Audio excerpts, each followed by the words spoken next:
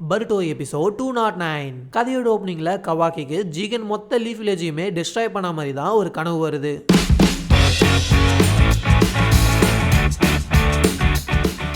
ஹீமாவரி சடனாக கவாக்கியை காணுன்றதுனால ரொம்பவே வருத்தமாக போயிட்டு பருட்டோ கிட்ட சொல்ல, சரி நான் செக் பண்ணி பார்க்குறேன்ற மாதிரி பருட்டோ வெளியில் வந்து பார்க்கும்போது மொட்டை மாடியில் தான் கவாக்கி உட்காந்துக்கிட்டு இருப்பான். நீ காணும்னு சொல்லிட்டு ஹீமாவரி ரொம்பவே வருத்தப்பட்டடான்ற மாதிரி சொல்லிக்கிட்டு இருக்கேன். அம்மா அவனோட பேர் கோணங்க மாறுதுன்னா அவன் இப்போ எப்படி இருக்கான்ற மாதிரி அந்த இடத்துல கவாக்கி கேட்பான். அவர் ஓரளவுக்கு பரவாயில்ல, ஆனால் இன்னும் கொஞ்ச நாள் அவர் ஹாஸ்பிட்டலில் தான் இருக்கணும். சரி, அது வந்து உன்னோட தப்பு கிடையாது, அதுமாதிரி நீ நினைக்காதன்ற மாதிரி அந்த இடத்துல பருட்டோ சொல்லிக்கிட்டு இருக்கேன். நான் இப்பெல்லாம் ரொம்பவே கோல்டாக மாறிக்கிட்டு வரேன் அப்படின்னு நம்ம தான் அந்த இடத்துல கவாக்கி சொல்கிறான். அதுக்கப்புறம் எல்லாருமே சாப்பிட்றாங்க. நம்ம கவாக்கியுமே ஏதோ ஒரு விஷயத்தை யோசிக்கிட்டு இருக்கேன். ஃப்ரிட்ஜை திறந்து பார்த்தா ஹினாட்டா அந்த இடத்துல எக்கு கொஞ்சம் காணுன்ற மாதிரி கேட்பா. அங்க இருக்க யாருமே எடுக்கலன்ற மாதிரி சொல்ல கவாக்கி எல்லாரும் பார்ப்பாங்க. என்ன எல்லாரும் என்ன பாக்குறீங்க, நானும் எடுக்கலன்ற மாதிரி அவன் சொல்லுவான். ஒருவேளை நான் தான் தப்பா கணக்கு போட்டோம் போல, நான் கம்மியா தான் வாங்கி வந்திருப்போம் போலன்ற மாதிரி ஹினாட்டை யோசிச்சிருவா. அதுக்கப்புறம் நம்ம பருட்டோ டூல்ஸ் எல்லாத்தையுமே எடுத்து வச்சுக்கிட்டு இருப்பான். நான் மீச்கி கூட போயிட்டு ட்ரைனிங் எடுக்க போறேன், சரி நீயும் வரியா அப்படின்ற மாதிரி இந்த இடத்துல கவாக்கி கூப்பிடு. அதுக்கு கொஞ்சமாச்சு சுச்சுவேஷன் புரியுதா இல்லையா, நீனும் நானும் சேர்ந்து ட்ரைனிங் எடுத்தோம்னா கர்மாவோட டிரான்ஸ்ஃபர்மேஷன் வந்து நம்ம பாடியை கண்ட்ரோல் பண்ண ஆரம்பிச்சிடும். அதுக்கப்புறம் நம்ம கான்சியஸை ரொம்பவே வேகமாக லூஸ் பண்ண ஆரம்பிச்சிருவோம். அதுக்குன்னு எதுவுமே பண்ணாமல் இருக்கக்கூடாது இல்லையா, எதனா நம்மளால முடிஞ்சதை பண்ணிக்கிட்டு தானே இருக்கணுன்ற மாதிரி பருட்டோ அந்த இடத்துல சொல்லுவான். காலையிலேருந்து ஒரு மாதிரியா இருக்க, அது மட்டும் இல்லாமல் சிடு சிடுன்னு பேசிக்கிட்டு இருக்க, என்ன ஆச்சுன்ற மாதிரி கேட்கும்போது ஒன்றும் கிடையாது, என்னால் இப்போதைக்கு உங்க கூட வர முடியாதுன்ற மாதிரி அந்த இடத்துல கவாக்கி சொல்ல பருட்டோமே அந்த இடத்த விட்டு கிளம்பிடுவான். ஹினாட்டா வீட்டை க்ளீன் பண்ணிக்கிட்டு இருக்க, நம்ம ஹீமாவரி தான் ஃப்ரிட்ஜில் இருக்க ஃபுட் எல்லாத்தையுமே பேக்ல எடுத்து வச்சுட்டு வெளியில கிளம்புறா. இந்த விஷயத்தை நம்ம கவாக்கி நோட் பண்ணி ஹீமாவரியை நிப்பாட்டி கேட்கும் போது அதுக்கப்புறம் இவங்க ரெண்டு பேரும் போற வழியில பேசிக்கிட்டே போவாங்க. இந்த மாதிரி ஜாக்கிக்காக தான் நான் வந்து ஃபுட் எடுத்துட்டு போய்கிட்டு இருக்கேன், அது வந்து அடிபட்டு இருக்கு, அதுக்காக உன்னோட வீட்லயே நீ திருடுவியா அப்படின்ற மாதிரி கேட்கும் போது நான் ஒன்றும் திருடலாம் இல்லை, என் வீட்டுல இருந்து கொஞ்சம் எடுத்துட்டு வரேன் அப்படின்ற மாதிரி சொல்லிக்கிட்டு இருக்கும் போது, சரி அது என்ன ராபிட்டா இல்லை வேற என்னன்ற மாதிரி கேட்டுக்கிட்டு இருக்கும் போது அந்த கொகைக்குள்ள இருந்து சத்தம் கேட்கும். ஆக்சுவலா ஜாகி அப்படின்றது வந்து ஒரு உல்ஃபுங்க. அந்த உல்ஃப் அந்த இடத்துல படுத்து கிடக்குது, அதோட காதுமே அவ சொன்ன மாதிரி அடிபட்டு இருக்கு. இவ எடுத்துட்டு வந்து ஃபுட்டை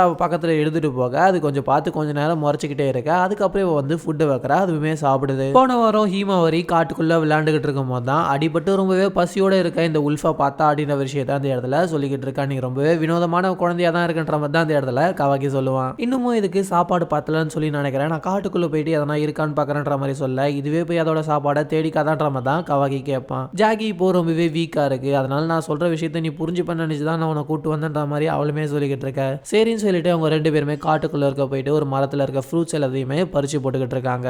அதோட அம்மா அப்பாலாம் எங்க இருக்காங்கன்னு சொல்லி தெரியல, அதனால அது எப்பயுமே ரொம்பவே தனியா இருக்கு, அது தனியா இருக்கிறதுனால ரொம்பவே கஷ்டப்படுதுன்ற மாதிரி அந்த இடத்துல ஹீமாவரி சொல்லிக்கிட்டு இருக்க. அதோட கண்ணை பார்க்கும் போதே தெரியுது அது வந்து அதோட வீக்னஸை காட்டக்கூடாது அப்படின்ற மாதிரி தான் அது இருக்கு. ஆக்சுவலா அதை பார்க்கும் போது முன்னாடி இருந்த என்ன பார்க்குற மாதிரி தான் ஃபீல் ஆச்சு. என்னை சுற்றி எப்பயுமே ஓத்லெஸ் ஆன அடல்ட்ஸ்லாம் இருந்தாங்க, பட் அதுக்கப்புறம் தான் லார்ட் சவுண்ட் வந்து என்னை இந்த இடத்துக்கு கூட்டு வந்தாரு. ஸ்டார்டிங் உங்க எல்லாரையுமே பார்க்கும்போது நான் ஒரு எனிமியாக தான் பார்த்தேன், உங்க அம்மாவை பார்த்து எனக்கு பயம்லாம் இல்லை, இருந்தாலும் நான் எல்லாரும் எனிமியாக தான் பார்த்தேன். அதுக்கப்புறம் தான் பருட்டோ வந்து எப்போ பார்த்தாலும் தேவையில்லாமல் என்னோட எல்லா விஷயத்துலையுமே தலையிட்டுக்கிட்டே இருந்தான். அதுக்கப்புறம் தான் எனக்கு புரிஞ்சுது இந்த மாதிரி ஃபேமிலிஸ் வந்து இந்த உலகத்தில் இருக்காங்க அப்படின்னு சொல்லிட்டு ஹீமாவரி கவாக்கியை பார்த்து நீ எங்க கூட இருக்கிறதுல எனக்கு உண்மையிலே ரொம்ப சந்தோஷன்ற மாதிரி சொல்லுவா. சரி ரொம்ப நேரம் பேசியே டைம் வேஸ்ட் பண்ணிட்டோம் போவோம் அப்படின்ற மாதிரி இவங்க போகும்போது சத்தம் கேட்கும். பார்த்தா அந்த இடத்துல இன்னும் 3 உல்ஃப் இருக்குங்க.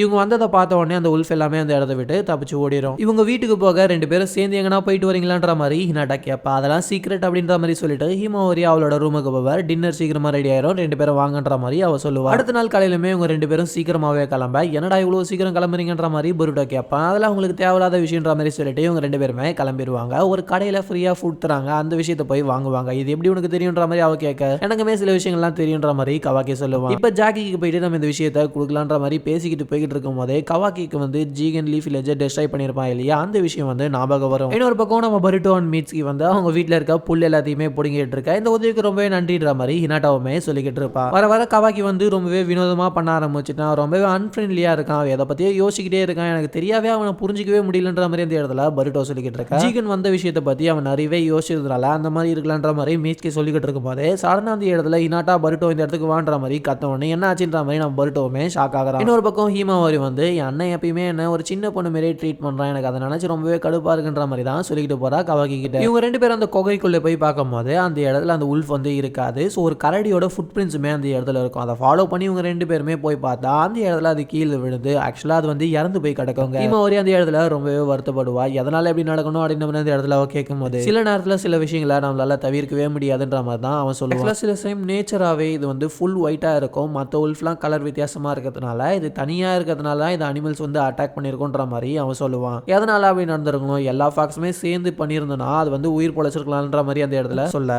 நீ இன்னொரு பாசிபிலிட்டியுமே சொல்லலாம், எல்லா உல்ஃபுமே அந்த இடத்துல சாக கூட வாய்ப்பு இருக்கு இல்லையா. இதோட சாக்ரிஃபைஸால மொத்தமாக இருக்க அந்த உல்ஃபுக்கு எந்த ஒரு பிரச்சனையுமே வந்திருக்காது, அப்படிதான் இதுவுமே யோசிச்சிருக்கும். அதோட விஷுக்கு நம்ம ரெஸ்பெக்ட் கொடுக்கணும் அப்படின்னு சொல்லிட்டு பல்ல நோண்டி அதை புதைச்சிட்டு அதுக்கான ரெஸ்பெக்ட் அந்த இடத்துல கொடுத்துட்டு ஹீமாவரி நீ இப்போ வீட்டுக்கு போய் எனக்கு ஒரு வேலை இருக்கு, அதை முடிச்சுட்டு நான் வரேன் அப்படின்னு மாதிரி இடத்துல கவாக்கி சொல்லுவான். அதுக்கப்புறம் லீஃப் வில்லேஜோட ஒகாகே ஸ்டாச்சுலாம் பார்த்துட்டு இதுதான் போறதுக்கு சரியான நேரமா இருக்கும் அப்படின்னு யோசிச்சுட்டு லீஃப் வில்லேஜுக்கு வெளியில போறதுக்கு போய்கிட்டு இருக்கான். கரெக்டா பாத்தீங்கன்னா பர்ட் வந்து இடத்துக்கு வந்து எங்கடா போறன்ற மாதிரி கேட்க என் இஷ்டப்படி நான் எங்க வேணா போவேன், உன்னோட அனுமதி எல்லாம் கேட்கணும்னு அவசியம் கிடையாதுன்ற மாதிரி கவாக்கி சொல்லும் போது ஆக்சுவலா இதுக்கு முன்னாடியே கவாக்கி வந்து ஒரு லெட்டர் எழுதியிருப்பான், இந்த வீட்டு விட்டு போறேன் அப்படின்ற மாதிரி. பட் அதை கொடுக்காம தூக்கி போட்டிருப்பான் குப்பை தொட்டியில். அதை தான் ஹினாட்டா கண்டுபிடிச்சு அதுக்கப்புறம் பருட்டோ கிட்ட கொடுத்து பருட்டோ கவாக்கியை தேடி இவ்வளவு தூரம் வந்திருப்பான். ஹேண்ட் ரைட்டிங் வேற இதில் ரொம்பவே கேவலமா இருந்துச்சு, அதை என்னால் சுத்தமா படிக்கவே முடியலப்பான்ற மாதிரி அவன் சொல்லிக்கிட்டு இருக்க. எதுக்காக மற்றவங்களோட குப்பையெல்லாம் எடுத்து பார்த்துக்கிட்டு இருக்கின்ற மாதிரி தான் அந்த இடத்துல கவாக்கி கேட்பான். நீ சீரியஸாவே லீஃப் வில்லேஜை விட்டு வெளியில போக யோசிட்டியான்ற மாதிரி தான் பருட்டோமே கேட்பான். நான் சீரியஸா லீஃப் வில்லேஜை விட்டு போறதா இருக்கேன், பிகாஸ் அவங்களால என்ன ட்ராக் பண்ண முடியும், மறுபடியும் எதனா பெரிய சம்பவம் நடக்கிறதுக்கு முன்னாடி நான் அந்த இடத்த விட்டு போறது தான் நல்லதுன்ற மாதிரி அவன் சொல்ல நீ தப்பா புரிஞ்சுக்கிட்டு இருக்க, ஜீகன் மூலியமா இந்த இடத்துக்கு வரதுனால அது உன்னால் தான் நடக்குதுன்னு சொல்லிட்டு அவசியம் கிடையாது, ஆனா அது என்னால் தான் நடக்குது. இந்த கர்மா மார்க் என் கையில இருக்க வரைக்கும் ஜீகன் எந்த சமயத்துல வேணா லீஃப் வில்லேஜை வந்து டிஸ்ட்ராய் பண்ண முடியும். நீ ஏன் உன்னோட பிரச்சனையை பார்க்காம என்னோட பிரச்சனையை பார்த்துட்டு இருக்க?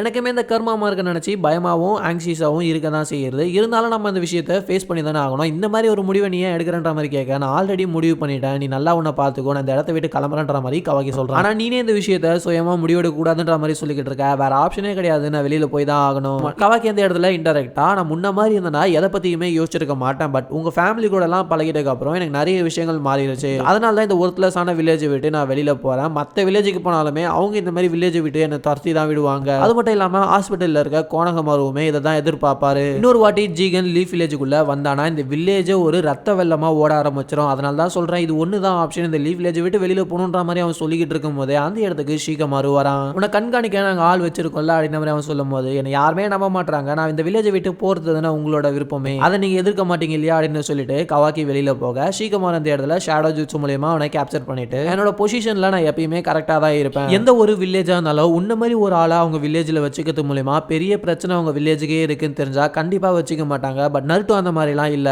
எங்க ஒக்காகே என்ன ஒரு முடிவு எடுத்தாலும் நாங்க அதுக்கு சப்போர்ட்டா இருப்போம், ஒரு லீஃப் வில்லேஜ் ஷினோபிஸ் எல்லாரும் அப்படிதான் இருப்பாங்கன்ற மாதிரி அந்த இடத்துல ஷீகமாரு சொல்றான். உனக்கே நல்லா தெரியும் நீ ஜீகனுக்கு கிடைச்சா மட்டும் அவன் சாட்டிஸ்ஃபை ஆக மாட்டான், அவன் பிளான் ரொம்பவே பெரிய விஷயம், ஷேடோ ஜூட்சுவை ரிலீஸ் பண்ணிட்டு மற்ற விஷயங்களை நீ பாத்துக்கோ பருட்டோ அப்படின்னு சொல்லிட்டு உனக்கு பிடிச்சிருக்கோ இல்லையோ ஆல்ரெடி நீ லீஃப் வில்லேஜோட ஒரு மெம்பரா மாறிட்ட அப்படின்னு சொல்லிட்டு அந்த இடத்தை விட்டு ஷீகமாரு கிளம்புறான். மறுபடியும் கவாக்கி ஜாகி இறந்து போன இடத்துக்கு போக அந்த இடத்துல ஹீமாவரி இன்னுமே இருக்கா, ஃப்ளவர்லாம் செஞ்சு அந்த இடத்துல போட்டிருக்கா. நம்ம அப்பப்போ இந்த இடத்துக்கு வந்துட்டு போவோம், அப்பதான் ஜாகி வந்து தனியா ஃபீல் பண்ண மாட்டா அப்படின்ற மாதிரி சொல்ல நீ சொல்றது சரிதான்ற மாதிரி கவாக்கி சொல்றதோட இந்த எபிசோட முடிக்கிறாங்க. நீங்க சப்ஸ்கிரைப் பண்ணாம இருந்தீங்கன்னா பண்ணிட்டு பாருங்க.